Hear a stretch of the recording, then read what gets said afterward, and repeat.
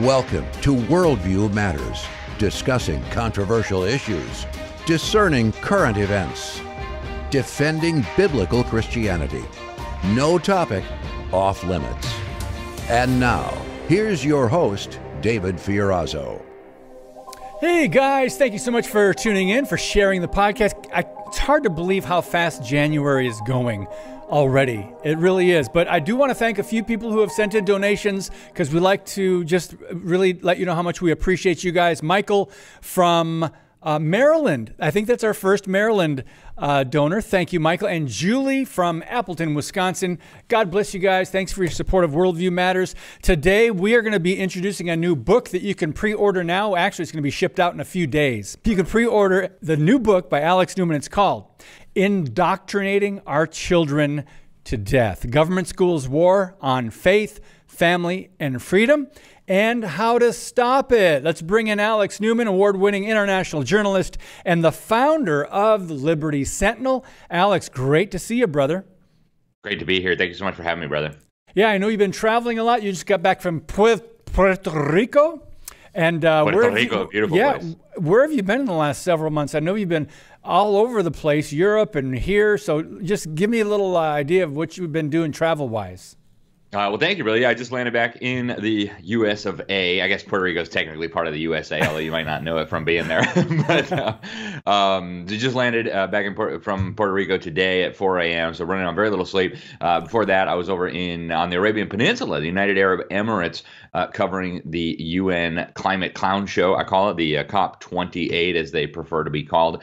And 80,000 people, bureaucrats, climate dignitaries, fake media outlets, crazy activists funded by your taxpayer dollars, all converged in Dubai to basically come up with this new, every year they come up with a new global warming treaty to save us from global warming. They don't call it a treaty, they call it an agreement, because they know they won't get it ratified by the Senate. But so went there, spent a little time in Abu Dhabi, went to the new Abrahamic family house, where you've got a Catholic church, a mosque, and a synagogue, all in the same compound. It's very, very interesting. So, yeah, I've been all over the place, but very happy to be back in Florida at the moment. Yeah, awesome. Well, we keep up with you. It's hard to keep up with you, but thanks for all the work you do, brother. You're doing interviews, you're writing articles, and I just want to give you guys a heads up. A few things we're going to be talking about today. He's got a great article at FreedomProject called Legacy Media Declares War on Homeschooling. That kind of goes along with his brand new book, Indoctrinating Our Children to Death. We're going to get to that. We're also going to talk about a great article at the Liberty Sentinel at libertysentinel.org. It's called The Unstoppable Climate Transformation. That's very important, and we'll talk about that. Great article. But I want to start with the border, the southern border, and the chaos that's going on. It's hard to believe how many people just are not aware of this, because news media outlets, the legacy media, don't report on it. But you did a great interview with Representative Kat Cammack, and she is out of Florida. It's Cammack? Is it Cammack or Cammack? Cammack, I think it is, yeah. Cammack. Anyway, the Biden administration is complicit in cartel trafficking of people. She makes some amazing points in here, Alex. A couple of them I want you to expand on a little bit. What opened my eyes is they say the Biden administration has lost over 85,000 children. She explained, obviously, Democrats are hoping for the votes, but Biden wants more money, federal money, to process migrants faster. And on the weaponization of government, she slammed the administration and big tech, talking about foreign governments even involved in censoring Americans online. But I want you to share just your thoughts on some of the points, the takeaways from that interview with her. Well, thank you, Dave. Yes, I did interview Congresswoman Kat Cammack about, I think it was last week. Very interesting lady. She's pretty new in Congress. She took over from Ted Yoho, who was one of the good guys there. And we wanted to talk, obviously, about the border. They've essentially abolished the border. The government is now advertising all over Latin America and Spanish all over the world. Hey, you don't even have to come to the border anymore. Just use this app, and we'll make sure you get permission. You just fly right in, right? All you got to do is say you're scared of something. Just be a homosexual or pretend to be a homosexual and say people in your country don't like homosexuals. We'll let you right in. You can have a work permit and all the rest of it. Welfare, of course. So very, very dangerous what's happening here. And so I asked Congresswoman Kat what was going on here. She indicated what many others I've spoken to, including the former head of ICE and the former head of Customs and Border Protection, have said they seem to be importing new Democrats. They need new Democrat voters. They're losing their original voting base. A lot of Black Americans are leaving the Democrat Party now. Native-born Americans, many European ancestry Americans are leaving. Women are leaving. So their whole little coalition is falling apart. Well, they need more Democrat voters. But I think it's much more than that. So Congresswoman Kamak got into that a little bit. I think it's actually far more significant. I think what's happening here is we have an invasion force coming to this country. Anybody can look at this footage of the people coming across the border. It's almost all military-aged, fighting-aged men. Tens of thousands, maybe more, coming in from China. Many of them we know now. There was hearings on this in Congress, affiliated with the People's Liberation Army, some of them special forces. We've got jihadists coming across the border. We've got people on the terrorist watch list coming across the border. So I think they're preparing something cataclysmic for our country. I also talked to the Congresswoman about the United Nations. Asked her about some new bills that have just been filed in Congress. There's a Senate bill introduced by Senator Mike Lee, and then there's a House companion bill introduced by Congressman Chip Roy to get us out of the United Nations. Yes. Great bill. It didn't sound like the Congresswoman was willing to go all that far, but she did say we need to defund the UN and we need to defund these organizations and these operations. So progress, little by little, but I think it's very clear now that support for the UN is fading fast among the American people, and I think our members of Congress recognize that as well. Yeah, Alex, not fast enough. Right. I think it's a little too late, but I'm skeptical on one of the things you guys discussed, that she said Congress must hold the Biden administration accountable for its COVID policies, the weaponization of government against political enemies, and the cataclysm taking place at the southern border. I'm very skeptical because I know this is good talk, and I agree that these things should happen. There should be some accountability, but who's going to do that, and who's going to raise awareness with the few conservative media outlets to try to get pressure on them? What are your thoughts on that? That's a very good question, Dave. And we obviously need accountability. And the kind of accountability that people are talking about in Congress is, it's like a mosquito bite. It's essentially insignificant. Oh, we're going to withhold funding from some bureaucrat. We're going to withhold funding from some program. Give me a break. We're talking about crimes of monumental proportions committed against the American people, committed against the U.S. Constitution, committed against our country. We're talking huge numbers of deaths as a direct result of these policies, of these illegal mandates, of these unconstitutional mandates. And even the Supreme Court found them to be unconstitutional. And yet we all just act like, oh, okay, it's time to move on. No, it's not time to move on unless and until the criminals are held responsible, unless and until they're forced to pay actual consequences, right? Having a bureaucrat defunded is not an actual consequence. They'll just find a way to reroute money from some other bureaucracy. What we need is real investigations. I think impeachment would be a very good place to start. But, nobody's above the law, as we've heard 80 gazillion times over the last couple of years as they try to take Donald Trump to prison. And that very much should include Dr. Fauci, Joe Biden, and the whole administration. Mayorkas, the head of the Department of Homeland Security, who's deliberately destroyed our border. I mean, these are crimes, right? Aiding and abetting illegal immigration is a felony. Forcing people to have some toxic experimental concoction injected into their arm, that is a crime. Depriving people of their Constitution-protected rights under color of law is a felony. You can be put to death. You can be executed if a death results from that deprivation of rights under color of law, according to federal statute. So, these kinds of talking points that we're hearing from so many in Congress, frankly, I'm not impressed. I think we need a whole lot more than that. And I'm not sure our country is going to survive, Dave, unless we see some real accountability. I agree, brother. I agree.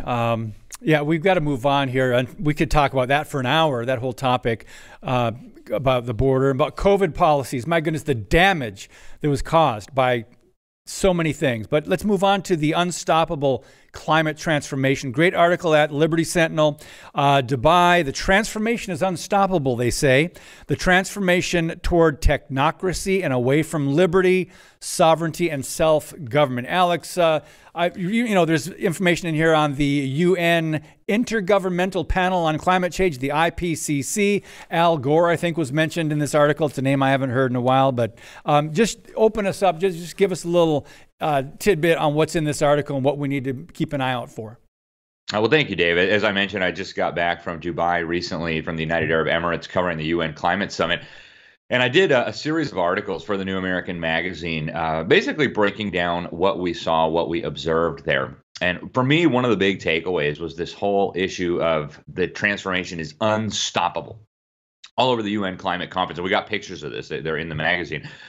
They had these electronic billboards that said, "The transformation is unstoppable." So that's where I got those words from. And that was really one of the big themes of this whole event. You had Secretary of Climate Change, or the Climate Czar, Secretary, but czar over all things climate for Joe Biden. He was there, and he was asked on stage at the summit, what if Donald Trump becomes president again? What are you going to do about the climate thing? He said, you know what, it's really, it doesn't matter at this point, because this transformation is unstoppable. We're going to move on with this regardless of what Donald Trump thinks, regardless of what the American people think, regardless of what Congress thinks.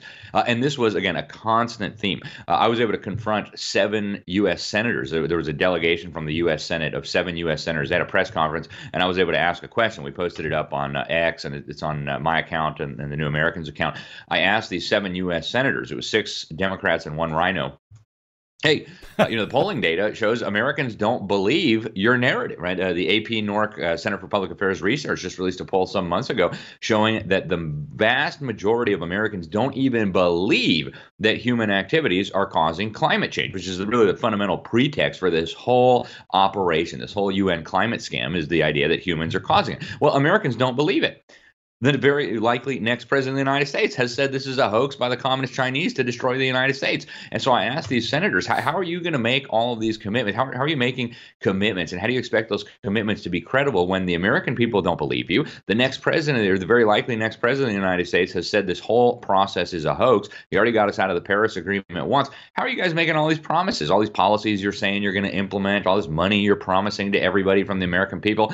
And the chairman, the head of the delegation, I guess, Senator Cardin, kicked the question over to Senator Coons. That's the guy, he's from Delaware, I believe. That's the guy who famously was sniffing, Joe Biden was famously sniffing his daughter during a press conference. Very awkward.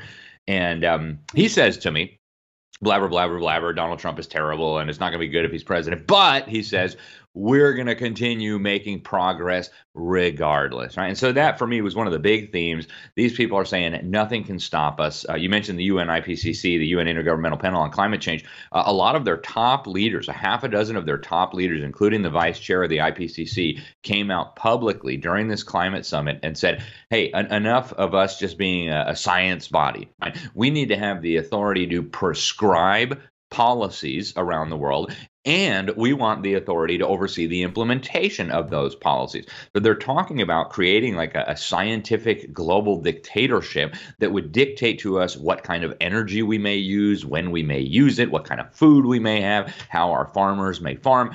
They're talking about really a planetary technocratic dictatorship. And at this point, they're doing it quite openly, and they're spitting in our face, telling us it's raining and saying there's nothing you can do to stop it. It doesn't matter if you don't believe us. It doesn't matter if you have your silly little elections. We're going to do this. We are unstoppable. And frankly, it sounded to me a lot like the famous last words before the Titanic set sail, right? Nothing can sink this ship, not even God himself. Oh, whoops. Yeah, what's amazing is they want to alter the lives of everybody on the planet based on a theory that is a lie, and they're duping people. They've got their social justice activists and their minions and a lot of useful idiots. But I wish we had more time to talk about other things in this article. I just want to direct people to libertysentinel.org. It's called The Unstoppable Climate Transformation. And when we come back, we're going to talk about Alex's brand new book, Indoctrinating Our Children to Death. Also, the article, Legacy Media Declaring War on Homeschooling. That's next. Today's show is brought to you by Harbinger's Daily. World news biblically understood. Stay informed at harbingersdaily.com.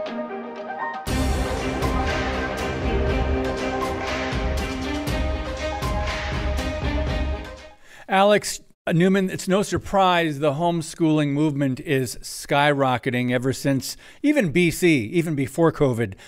There was growth in homeschooling, people wanting to get their children out of the government, as you say, brainwash camps. But now even more so. I mean, we just did a story. Illegal aliens, immigrants in New York are going into this school.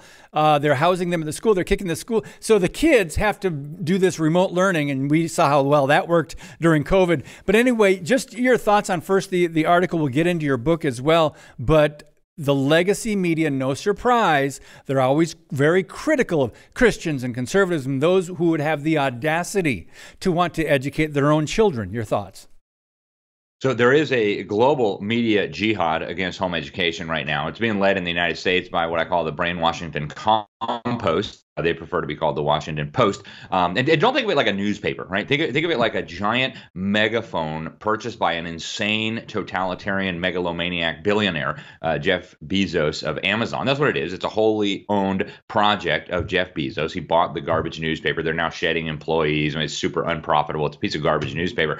And so he bought this thing to basically shriek at the American people and have a little plausible deniability. Oh, it's just a newspaper. I'm not telling them what to write. And so essentially, they have realized that home education is an incredible threat to their totalitarian agenda. They need to control the minds of the children, and they believe they need to control the minds of all the children. I believe they're terrified of, we all heard the story growing up of the emperor who had no clothes, right? All it took was that one boy to say, hey, wait a minute, guys, that guy is kind of naked. And then suddenly everybody was like, oh my goodness, the guy is kind of naked, right? So they're terrified that you have like 10% of Americans, depending on what numbers you use, depending on whose data you use, in some states even higher than that, who are being educated at home. And they're terrified that these children are going to get a good education, they're going to learn logic, reason, they're going to learn debate skills, and they're going to expose this whole totalitarian fraud. So the Washington Compost has been on a jihad all of 2023. They were shrieking about homeschooling, doing fake news pieces. They actually attacked the top researcher in the world on homeschooling, Dr. Brian Ray. Fantastic researcher. And it's not just the Compost. You've got over in the United Kingdom, the UK Guardian, also the top climate hysteric publication on the planet. And they are arguing essentially that parents cannot be trusted with their own children. Parents might teach their kids things that we don't agree with. Parents might not expose their children to enough sodomy and gender confusion. Parents may not love their kids enough. Parents might even hurt their kids. And so we, the benevolent overseers of all things, need to make sure that these children are being educated the way that we think they ought to be educated, that they're being treated the way we think we ought to be treated. So very, very dangerous agenda here, very, very vile and dishonest agenda here. And to give you just a sense of the dishonesty, here's one anecdote I used. The Washington Compost did a piece called "How a True Believer's Flawed Research Helped Legitimize Homeschooling." And they're attacking Dr. Brian Ray, as I mentioned. And they quote one of their main sources is this fanatic at William and Mary College attacking Dr. Brian Ray. And he's quoted accusing Dr. Ray of having an ideological agenda, which I thought was really interesting. So this guy, James Dwyer, lawyer and law professor at William and Mary, I've been following him for quite a while. And if anybody has an ideological agenda, it is him. Here's one of the things that he has said publicly. He says that the parent-child relationship exists because the state confers legal parenthood on people through its paternity and maternity laws. Anybody who has a child knows that the relationship between you and your child exists irrespective of the state. The state could dissolve tomorrow and you would still have a relationship with your child. This is the kind of bonkers fringe ideological agenda that motivates these fanatics, and they need to be exposed. Well, obviously, one huge point you make in the article, homeschooling is a growing threat to their agenda and power. And it's all about power. If we haven't learned anything since COVID, that they are after power and control. But anyway, this is now transitioning into your book, Alex. People can pre-order the book called Indoctrinating Our Children to Death, and the subtitle, Government Schools War on Faith, Family, and Freedom, and How to Stop It. Thank you for writing the book. Tell us more about it. Well, thank you, brother. Actually, I have a early copy right here in front of me. And What we wanted to do here is demolish a few of the myths that unfortunately have made the conservative movement and Christians in general very ineffective when it comes to dealing with this issue. There is a pervasive mythology surrounding public education, and that is the idea that it's broken, that somehow it went wrong somewhere, but that there was this golden age of government education where kids were getting a good education, where kids were learning the things that they needed to learn. And so the book begins with a history lesson. We go through the history, the key people, the key institutions that created this abomination masquerading as an education system. And we prove that at every step of the way, every one of the key individuals had an evil, anti-Christian, totalitarian agenda. It starts with Robert Owen, who, of course, was a communist before communism was even thought up by Karl Marx. He was the first guy to seriously propose that the government ought to educate children. And his ideas actually ended up creating the foundation for this government school system. We look at Horace Mann. All these people, by the way, rejected the Bible. They rejected God. And then we go to John Dewey and, of course, his partnership with the evil Rockefeller dynasty. And so we show that this myth that the system is broken, that you can fix it or reform it, is a dangerous myth that must die if we're going to seriously address this as Christians, as Americans, as conservatives. We have to stop pretending like this is a good system that went bad. It came from a poison seed, and so of course it's creating poison fruit. We go through how they created illiteracy. They literally, on purpose, created millions of illiterates. That doesn't mean your average government school teacher has any understanding of this agenda, but the people who designed this, they understand it full well. How did they turn our people against God and against the Bible? We go through what's happening now, the war on parents, the war on parental rights, where the system is going in the future, the global education system that is emerging now under the leadership and under the control of the United Nations. And then finally, we end with what I consider to be maybe one of the most important pieces.